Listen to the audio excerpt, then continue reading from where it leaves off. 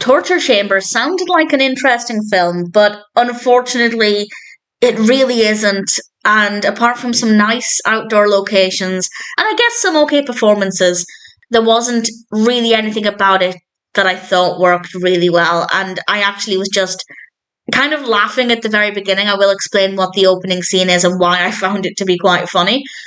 And I don't think it was meant to be funny. The film was released in 2013. It's directed by Dante Tomaselli, written by Tomaselli, with a cast including Carmen, LoPorto, Vincent Pastore, Christie Sanford, Lynn Lowry, and various others. And as I said, the performances are not too bad. And I think Jimmy is generally a reasonably well-written character, I guess credit where it's due. And the film starts off with a kid in a cage.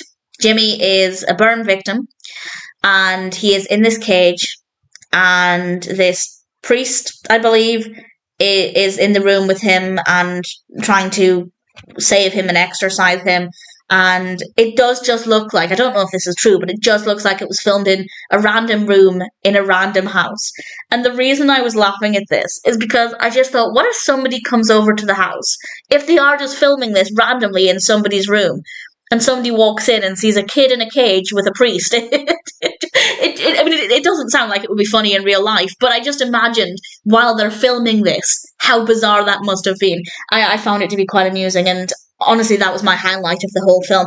After that, Jimmy has some powers, some abilities, and he uses them for darkness alongside some other children. And honestly, as a narrative, I did think it sounded relatively interesting. I did think it could have been an interesting film, but I just found the narrative to be incredibly boring. The only thing I genuinely enjoyed were some of the outdoor locations. They're actually quite beautiful to look at, so credit where it's due. And I guess the camera work is fine. I don't really have any issues with that either. The lighting is not good. The lighting is absolutely terrible.